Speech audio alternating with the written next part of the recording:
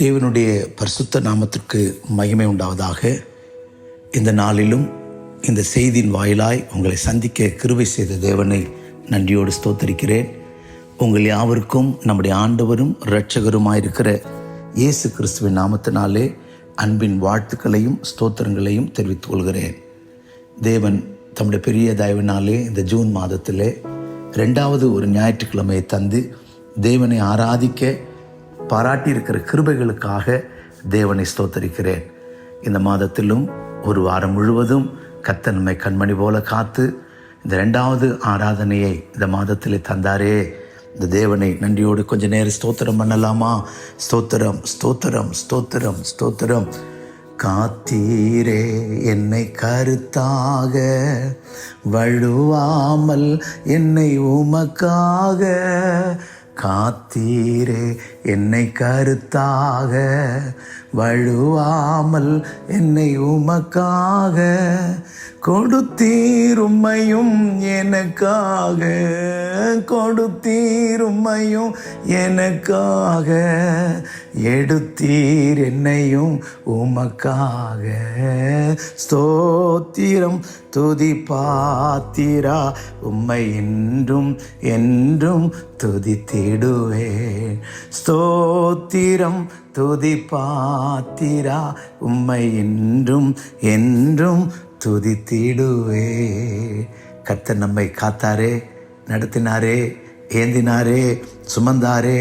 கிருபையாக ஒரு நாளை கிருபையாய் கூட்டி தந்து நம்மை நடத்தி வருகிற எல்லா வழிகளுக்காக நம் நன்றி உள்ளவர்களாக இருப்போம். கர்த்தர் நம்மை ஆசீர்வதிப்பாராக. கர்த்தருக்கு ஸ்தோத்திரம். நாம் இந்த மாதம் யாத்திராகம புஸ்தகம் 6ஆம் அதிகாரம் 7வது வசனத்தை நாம் தியானித்துக் கொண்டிருக்கிறோம். Exodus chapter 6 verse 7. உங்களை எனக்கு ஜனங்களாக சேர்த்து கொண்டு உங்களுக்கு தேவனாயிருப்பேன். உங்கள் மேல் எகிப்தியர் சுமத்தின சுமைகளை நீக்கி உங்களை விடுவிக்கிற உங்கள் தேவனாகிய கர்த்தர் நான் என்று அறிந்து கொள்வீர்கள். கர்த்தருடைய நாமத்திற்கு மகிமையுண்டாகட்டும். இந்த மாதம் கர்த்தர் நம்மோடு கூட ஜனமாக நம்மை சேர்த்து கொள்கிறவர், சேர்த்து கொள்கிற தேவன், சுமைகளை மாற்றுகிற தேவன், விடுவிக்கிற தேவன் என்று நாம் தியானித்துக் கொண்டிருக்கிறோம். கர்த்தருடைய நாமத்திற்கு மகிமையுண்டாகட்டும். மெய்யாகவே வாக்குத்தத்த வசனத்தின்படி கர்த்தருக்கு ஸ்தோத்திரம்,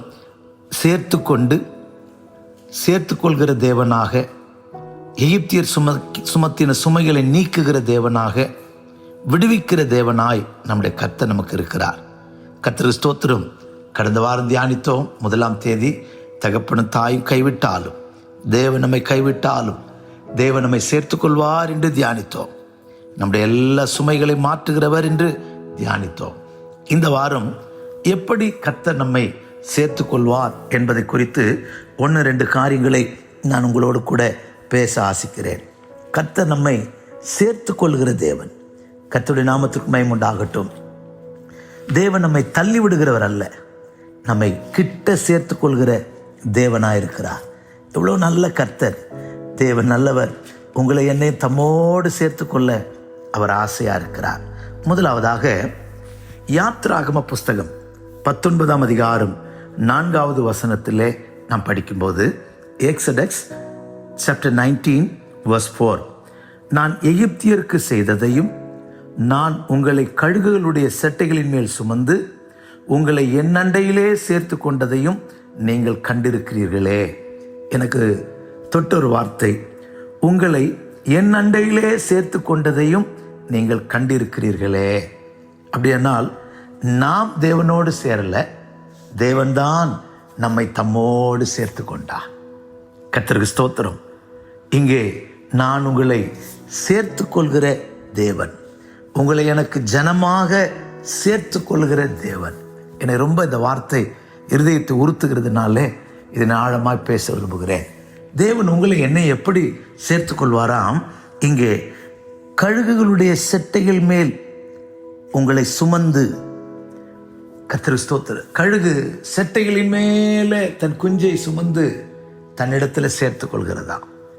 இந்த கழுகை குறித்து கொஞ்சம் கூட ஆழமாய் படிக்கணும் அப்படின்னு சொன்னால், உபாகம புஸ்தகம் டியூட்டானமி 32ஆம் அதிகாரம் 11வது வசனத்தில் படிக்கும்போது, டியூட்ரானமி சாப்டர் 32 verse 11 அங்கே படிக்கும்போது, மோசே இஸ்ரவேல் ஜனங்களை தேவன் சேர்த்து கொண்ட நடத்தின விதத்தை குறித்து அழகாக சொல்லுகிறதை படிக்க முடியும். கழுகு தன் கூட்டை கலைத்து தன் குஞ்சுகளின் மேல் அசைவாடி தன் செட்டைகளை விரித்து அவைகளை எடுத்து அவைகளை தன் செட்டைகளின் மேல் சுமந்து கொண்டு போகிறது போல கர்த்தர் ஒருவரே அவனை வழி நடத்தினார், அந்நிய தேவன் அவரோடு இருந்ததில்லை. 10ஆம் வசனத்தில், பாழான நிலத்திலும் ஊளையிடுதல் உள்ள வெறுமையான அவாந்தர வெளியிலும் அவர் அவனை கண்டுபிடித்தார், அவனை நடத்தினார், அவனை உணர்த்தினார், அவனை தமது கண்மணியை போல காத்தருளினார். இங்கே ஒரு கழுகு எப்படி தன் குஞ்சுகளை செட்டைகள் மேல் சுமந்து தன்னை சேர்த்து கொள்கிறது என்பதை குறித்து ஒரே வாசனத்தில் மோசே அழகாக எழுதியிருக்கிறார். கர்த்தருக்கு ஸ்தோத்திரம். கழுகு என்ன செய்யுமாம்? அழகான முள்ளுகள், இரும்பு கம்பிகளை கொண்டு நல்ல ஒரு கூடை உண்டாக்கும். அதில் அந்த முள்ளுகள் குஞ்சுகளை குத்தாதபடிக்கு பஞ்சுகளாலும் மென்மையான பொருட்களாலும் அது அப்படியே உள்ள அழகாக நிரப்புமா. அதில் முட்டையிட்டு அடைகாத்து குஞ்சு பொறித்த உடனே கர்த்தருக்கு ஸ்தோத்திரம், இந்த குஞ்சுகளுக்கு வேண்டிய ஆகாரத்தை கழுகு கொண்டு வந்து கொடுக்கும். நல்ல விலையேற பெற்ற கண்மலையிலே கழுகீடு கூட்டை கட்டி கர்த்தருக்கு ஸ்தோத்திரம் குஞ்சுகளை பராமரிக்கும். கர்த்தருடைய நாமத்திற்கு மகிமையுண்டாகட்டும். அப்போது நல்ல ஆகாரம் கொடுத்து வரும்போது இந்த குஞ்சுகள் லேச செட்டைகள் விரிக்க தொடங்கும் போது நல்ல சாப்பாடு கிடைக்குது. தாய் அருமையாய் போஷிக்கிறாள். தாயுடைய அரவணைப்பான சூடு நமக்கு கிடைக்குது, பாதுகாப்பு இருக்கு, நல்ல கூடு இருக்கு. ஆனால் இதை தாய்க்கு ஒரு எண்ணம், தாய் கழுகுக்கு, என் குஞ்சுகள் என்னை போல மாறணும், என் சேய்கள் எல்லாம் என்னை போல மாறணும். அந்த அவா இந்த தாய் கழுகுக்கு இருக்கிறதுனால அது என்ன செய்யுமா? முதலாவது கூட்டுக்குள் இருக்கிற பஞ்சு போன்ற மிருதுவான பகுதிகள் எல்லாம் அப்படியே கொஞ்சம் கொஞ்சமாக நீக்குமா. நீக்கும்போது இந்த குஞ்சுகள் செட்டைகள் அடிக்கும்போது இந்த முள்ளுகள் அதை குத்தும். ஐயோ அம்மா வலிக்கிறதே, குத்துதே. கர்த்தருக்கு ஸ்தோத்திரம். அப்போது அது கொஞ்சம் கொஞ்சமாக ஆறுதல் படுத்தும். வேதனையை தாங்கக்கூடிய அந்த ட்ரைனிங் அது கொடுக்குது. கர்த்தருடைய நாமத்துக்கு மகிமையுண்டாகட்டும். இது முடிஞ்ச பிறகு என்ன செய்யணும்? கூட்டையெல்லாம் கலைச்சிருமா. இந்த கழுகு குஞ்சு கொண்டது ஒரு மரக்கலையில் தனியாக நிற்க வச்சிருமா. கர்த்தருக்கு ஸ்தோத்திரம். அப்போது இந்த கழுகு குஞ்சை தண்டு செட்டின் மேல் அப்படியே சுமந்துட்டு வந்து உயரமான ஒரு மரக்கிளையில் அப்படியே அந்த குஞ்சை உட்கார வச்சிடும். கர்த்தருக்கு ஸ்தோத்திரம். திடீர்னு அந்த குஞ்சை கீழே தள்ளிவிடும். அந்த சிட்டையின் மேலே சுமந்துட்டு வரும்போது என் அம்மாவை போல ஒரு அருமையான தாய் இந்த உலகத்தில் யாரும் இருக்க மாட்டாங்க, எனக்கு உலகத்தெல்லாம் காமிக்கிறாங்கன்னு சொல்லி சந்தோஷப்படுகிற இந்த கழுகு இது கீழே தள்ளி விட்டேன், ஐயோ நான் செத்தேனே, என் தாய் என்னை கொடுமைப்படுத்துகிறாளேன்னு அது புலம்புமா. அது பூமியில் கீழே வந்து விழும்போது அப்படியே விழுகிற நேரத்தில் விழாது, விழுகிற சமயத்தில் அப்படியே வேகமாய் ஆத்திரமாய் வந்து அப்படியே அந்த சட்டையில் தூக்கி அப்படியே மேலே கொண்டு போயிடுமா. இது மேலே கொண்டு போகும்போது இந்த கழுகு குஞ்சுக்கு ரொம்ப சந்தோஷம். அதை தான் மோசே சொல்லுகிறார். கழுகு தான் கட்டின கூட்டினை கலைத்து குஞ்சுகளின் மேல் அசைவாடி செட்டைகளை விரித்து அவைகளை எடுத்து அவைகளை தன் செட்டைகளின் மேல் சுமந்து கொண்டு போகிறது போல. கர்த்தருக்கு ஸ்தோத்திரம். ஒரு தேவன் யாரெல்லாம் நேசிக்கிறாரோ அவங்களோட வாழ்க்கையில் தேவன் பழக்கி வைப்பார். தேவனோடு நாம பழகணும், தேவன் நம்மை பழக்குவார். கர்த்தருக்கு ஸ்தோத்திரம். சில நேரங்களில் அருமையான ஆகாரம் கொடுப்பார், போஷிப்பார், நல்ல சிநேகிப்பார், முத்தம் செய்வார், அரவணைப்பார். அவருடைய சட்டையின் நிழலில் சந்தோஷம் இருக்கும். திடீரென்று பஞ்சு போன்ற பகுதி, மென்மையான பகுதிகள் மாற்றப்பட்டு முள்ளுகளால் குத்தும்படிக்கு வேதனைகள், பாடுகளினூடாய் நம்மை நடத்துவார், பாடுகளினூடாய் நடத்துவார். சிறுவேல் ஜனங்கள் தான், தம்முடைய ஜனங்கள் தான், அவர் தான் எகிப்திலிருந்து கொண்டு வந்தார். அவர்களை தேவன் மாராவுக்கு நடத்தினார். செங்கடல் பிளந்த போது சந்தோஷம், மாறா கிட்ட வந்தப்போ வனாந்தரத்தில் முறுமுறுப்பு, மாறாவில தண்ணி இல்லை, ஆனால் அதே மாறாவை மதுரமாய் மாற்றினார். சில நேரங்களில் நம்முடைய வாழ்க்கையில குத்தப்படுகிற அனுபவங்களை கர்த்தர் அனுமதிப்பார். அதில் பழகி கொள்ளணும். அதுக்கு பிறகு நம்மை தனிமையாய் நிறுத்துவார், கூட்டை கலைப்பார். நம்ம எந்த நண்பர்களெல்லாம் நம்புகிறோமோ, யாரெல்லாம் நம்பி இருக்கிறோமோ, அவங்க ஜீவியத்தெல்லாம் கர்த்தர் கலைப்பார். அப்போ நம்ம நினைப்போம், கர்த்தர் கைவிட்டாரோ, என்னை தனிமையாக்கிட்டாரே, என்னை தனிமைப்படுத்திட்டாரே.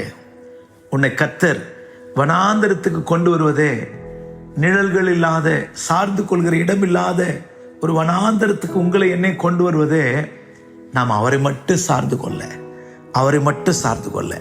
கர்த்தர் ஸ்தோத்திரம். நான் செட்டைகளின் மேல் சுமந்து உங்களை என் அண்டையிலே கூட்டி சேர்த்தேனே. கர்த்தர் ஸ்தோத்திரம்.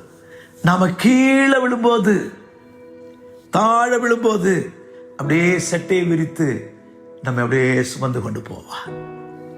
சுருக்கமா சொன்னா, என்னப்பா இந்த ஆண்டவர் என்னை வாழ விட மாட்டேங்கிறாரு, சாகவும் விட மாட்டேங்கிறாரு, ஏன் இப்படி செய்யறாரு? அவருக்குள்ள ஒரு பெரிய நோக்கம் இருக்கு.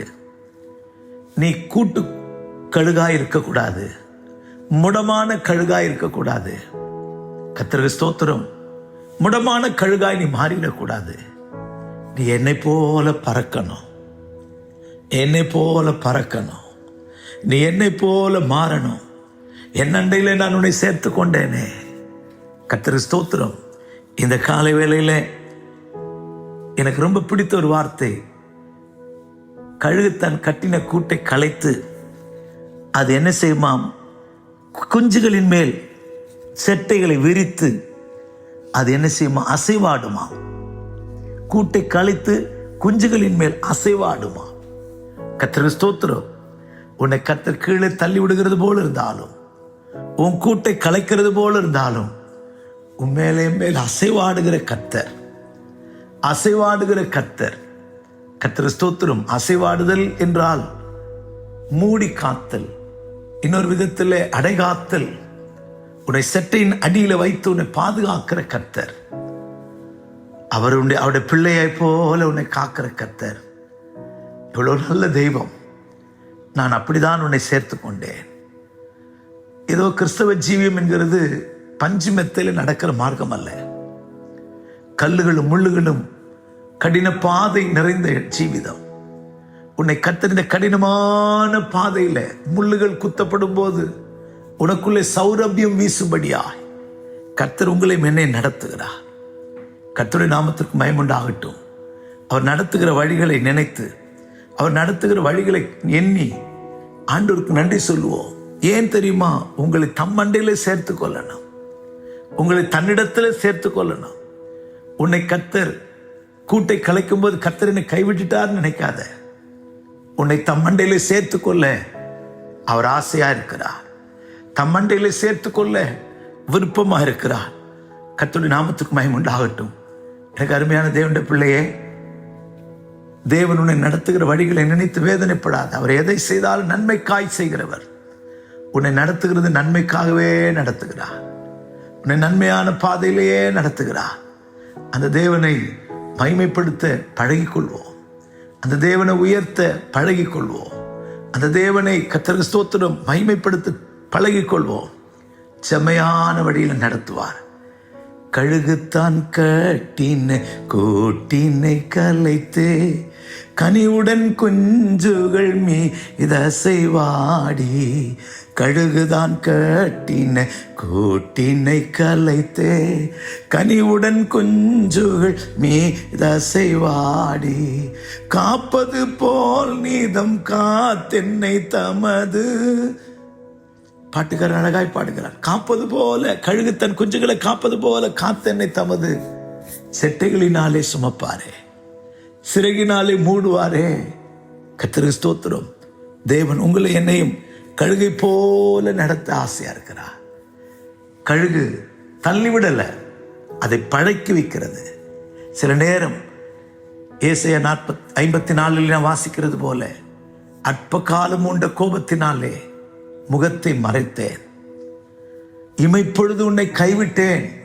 சில நேரங்களில் கூட்டை கலைப்பது, தனிக்கிளையில உட்கார வைப்பது உன்னை கர்த்தர் கைவிட்டதுக்காக அல்ல, உங்களை என்னை அவரை போல மாற்ற.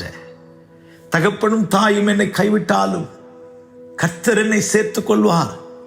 கர்த்தர் உன்னை சேர்த்துக் கொள்வதற்காக, புறம்பாக்கப்படுவதற்காக அல்ல. யோபு அங்கலாய்க்கிறான். முன்னாலே போனாலும் அவரை காணேன், பின்னாலே கிரியை செய்தும் அவரை காணேன். வலதுபுறத்திலே நான் காணாதபடி அவர் ஒளிந்திருக்கிறான், இடதுபுறத்தில் தேடியும் அவரை காணேன். ஆனாலும் நான் போகும் வழி அவர் அறிவார், நான் போகும் வழி அவர் அறிவார். அருமையான தேவனுடைய பிள்ளையே, இந்த வசனத்தை கேட்கிற உன்னை ஒருவேளை கர்த்தர் இந்த பாதையில நடத்தி கொண்டிருப்பாரானா, நீ கலங்காதே. இது கொஞ்ச கால பாடு, கொஞ்ச கால தனிமை, இமைப்பொழுது கைவிட்டது போல் இருக்கலாம். 10 நாள் உபத்திரவம், லேசான உபத்திரவம், நித்திய கன மகிமை உங்களுக்கு கொண்டு வரப்போகிறது. எத்தனை பேர் இந்த கால வேளையில கர்த்தரை நடத்தட்டும், கழுகை போல என்னை நடத்தட்டும், ஒரு தாய் கழுகை போல என்னை நடத்தட்டும். இப்பொழுது இந்த கழுகு இந்த உபத்திரத்தினூடாய், இந்த பாதையினூடாய் போய் போய் பழகிக் கொள்கிறது. தாயை போலதும் செட்டை அடித்து மேலே எழும்ப பழகுகிறது, உன்னதத்திற்கு பழகுகிறது. கர்த்தருக்கு ஸ்தோத்திரம். நான் ஒரு புஸ்தகத்தில் விதமாய் வாசித்தேன். கண்மலையிலே கழுகு கூட்டை கட்டி அந்த கூட்டுக்குள்ள குஞ்சுகளை வச்சிருக்குமா. தூரத்துல பிணம் எங்கேயோ அங்க கழுகுகள் வந்து கூடும். தூரத்துல பள்ளத்தாக்குல இதற்கு வேண்டி இறை கிடைக்கும் போது கழுகு வேகமாய் வந்து அந்த இறையை எடுத்துக்கிட்டு பிள்ளைகளுக்கு கொடுக்க பறந்து போகுமா. சில நேரத்தில் இந்த மலைகளின் மேல, கண்மலையின் மேல பெரிய மலைப்பாம்புகள் அப்படியே இந்த கழுகு குஞ்சுகளை தின்பதற்காக அப்படி நெருங்கி வருமா. இந்த கழுகு தன் குஞ்சுகளுக்கு ஆபத்து என்று சொன்ன உடனே, பிணத்தை பார்த்தோடனே கழுகுக்கு மூக்கில் வேர்க்கும் அப்படின்வாங்க. ஆனால் அந்த புஸ்தகத்தில் படிக்கும்போது பிள்ளைகளுக்கு ஆபத்து நெருங்குகிறதுன்னும் போது இந்த கழுகுக்கு ஒரு உணர்வு உண்டாகுமா. உடனே தன் இரையை எடுத்துட்டு ஆத்திரமாய் வேகமாய் பறக்குமா. வேகமாய் பறந்து போகும்போது சில நேரம் அப்படி வேகமாய் பறக்கும் போது இந்த ஃப்ளைட்டில் கூட மோதிரும் அப்படின்னு சொல்லி அதில் எழுதியிருக்கு. கர்த்தருக்கு ஸ்தோத்திரம். வேகமாய் பறந்து போய் அந்த கழுகு என்ன செய்யுமா, அந்த கூட்டை அப்படியே தன் செட்டையில் முழுவதுமாய் உரித்து தலை உள்ள வச்சுக்கிடுமா. கொஞ்ச நேரத்துக்குள்ள அந்த பாம்பு கிட்ட வரும்போது, குஞ்சை பிடிக்க வரும்போது அது கண்கள் இருள் அடைஞ்சிருமா. ஒரு பந்து உருண்டை போல, கருத்த பந்து உருண்டை போல இருக்குமா அந்த பாம்பு. இந்த கழுகுக்கு மேலேயே அப்படியே போகுமா. கூட எங்க இருக்குன்னு தெரியாம போயிருமா. கர்த்தர் நல்லவர், கர்த்தர் உன்னை பாதுகாக்கிறவர். வேகமாய் வந்து, ஆத்திரமாய் வந்து உனக்கு ஆபத்து அப்படின்னு சொல்லும்போது நீ கீழே விழும்போது மட்டும் செட்டை கொடுத்து தூக்குகிறவர் அல்ல, உனக்கு வேகமாய் ஓடி வந்து உன்னை பாதுகாக்கிற தெய்வம் கூட. கழுகு தன் குஞ்சுகளை, கழுகு தன் சட்டைகளின் மேல் சுமந்து தன் குஞ்சுகளை தன்னண்டையிலே சேர்த்துக் கொள்கிறது போல நான் உங்களை சேர்த்துக் கொள்கிறேன். எனக்கு ஜனமாய் சேர்த்துக் கொள்கிறேன். இந்த காலவேளை இந்த ஆவியானுடைய வார்த்தை உணர்வோம். உங்களை என்னை சேர்த்துக் கொள்கிற ஒரு நல்ல கர்த்தர் இருக்கிறார். அந்த தேவனை பிடித்துக் கொள்வோம். ஆண்டவர் நம்மை நடத்தும் போது கைவிட்டுட்டார்னு புலம்ப வேண்டாம். நீ ஏன் என்னை கைவிட்டீர் என்று கேட்க வேண்டாம். அவர் என்னை கைவிட்டாலும் சேர்த்துக் கொள்வார். அவர் என்னை கைவிட்டாலும் சேர்த்துக் கொள்வார். இந்த காலை நேரத்தில் கைவிடப்பட்ட பாதையில, தனிமையின் பாதையில, புறக்கணிக்கப்பட்ட பாதையில, எல்லாராலும் வெறுக்கப்பட்ட பாதையில, நிர்பந்தமான சூழ்நிலையில ஓடிக்கொண்டிருக்கிற, சோதனையின் பாதையில, இருளான பாதையில, ஜெபம் கேட்கப்படாத பாதையில ஓடிக்கொண்டிருக்கிற உங்களை என்னை பார்த்துதான் கர்த்தருடைய ஆவியானவர் விதமாய் சொல்லுகிறார், நான் உன்னை சேர்த்துக் கொள்கிறேன். கர்த்தருக்கு ஸ்தோத்திரம். இரண்டாவதாக அவர் எப்படி சேர்த்துக் கொள்கிறாராம்? ஏசாயா தீர்க்கதரிசி புஸ்தகம் 40ஆம் அதிகாரம் 11ஆம் வசனத்திலே, ஐசையா சாப்டர் 40 verse 11 அங்கே படிக்கும்போது தேவன் சேர்த்துக் கொள்கிற இன்னொரு விதத்தை பார்க்கிறோம். மெய்ப்பனை போல தமது மந்தை மேய்ப்பார், ஆட்டுக்குட்டிகளை தமது புயத்தினால் சேர்த்து மடியிலே சுமந்து கரவலாடுகளை மெதுவாய் நடத்துவார். மெய்ப்பனை போல தமது மந்தை மேய்ப்பார், ஆட்டுக்குட்டிகளை தமது புயத்தினால் சேர்த்து. கர்த்தருக்கு ஸ்தோத்திரம். ஆட்டுக்குட்டிகளை புயத்தினாலே சில நேரம் தோல்ல ஆட்டுக்குட்டி போட்டுக்கிடுவார், சேர்த்துக்கொள்வார். கர்த்தர் ஸ்தோத்திரம். மேய்ப்பன் எல்லா ஆடுகளையும் தோலையில போட்டு நடத்துறது இல்லை. பலவீனமான ஆடுகளை, கரவல் ஆடுகளை மெதுவாய் நடத்துறார். கரவல் ஆடுகளை மெதுவாக நடத்துறார். இன்னும் முரட்டாட்டமான ஆடுகளை கொஞ்சம் அடி கொடுத்து நடத்துறார். ஆனா குட்டிகளையோ, கர்த்தருக்கு ஸ்தோத்திரம், ஆட்டு குட்டிகளை புயத்தினால் சேர்ப்பார். தன்னுடைய வல்லமையுள்ள புயம் கரத்தினாலே நம்ம சேர்த்துக்கிடுவார். சில ஆட்டுக்குட்டிகளை மெய்ப்பன் தோலில் போட்டுட்டு நடக்கிறான். உலகத்தில் ஒரு பழமொழி கூட உண்டு, குட்டியை தோலில் போட்டுட்டு குட்டியை காணன்னு தேடினானா ஒரு மெய்ப்பன். அதுபோல தோளிலே சுமக்கிறான். உன்னை சேர்த்து கொள்கிறேன். எப்படி சேர்த்து கொள்கிறேன்? மெய்ப்பனை போல. நமக்கு ஒரு நல்ல மெய்ப்பன் இருக்கிறார். ராக்காலத்திலே உறங்காத மெய்ப்பன். சிங்கம் கரடியினிடத்தில் நம்ம ஒப்பு கொடுக்காத தேவன். நல்ல ஜீவனுள்ள, நானே நல்ல மெய்ப்பன், அவர் பெரிய மெய்ப்பன், அவர் பிரதான மெய்ப்பன் என்று அப்போஸ்தலன் எபிரேய நிருபக்காரன் சொல்லுகிறார். பெரிய மெய்ப்பன் என்று எபிரேய நிருபக்காரனும், பிரதான மெய்ப்பன் என்று பேதுரு அப்போஸ்தலனும் சொல்லுகிறார். அவர் நல்ல மெய்ப்பன் என்று யோவான் 10ஆம் அதிகாரத்தில் படிக்கிறோம். நமக்கு ஒரு நல்ல மெய்ப்பன், தன்னுடைய புயங்களாலே நம்மை சேர்த்து கொள்கிற, நம்மை தோளிலே சுமக்கிற ஒரு நல்ல மெய்ப்பன்.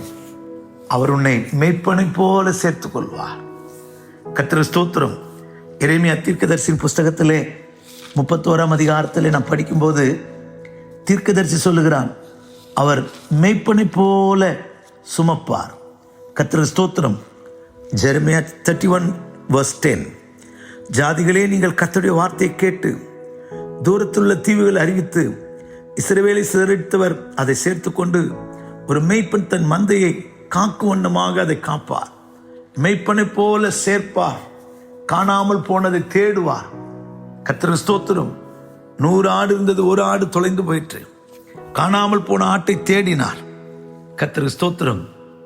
ஆம் பிரியமானவர்களே, நம்மை தேடுகிற கர்த்தர், நம்மை நடத்துகிற கர்த்தர், நம்மை சுமக்கிற கர்த்தர், சத்துருக்களுக்கு நம்மை ஒப்புக்கூடாத தெய்வம், நம்மை அவரை போல மாற்ற நினைக்கிற கர்த்தர், அவர்தான் நம்முடைய இயேசு.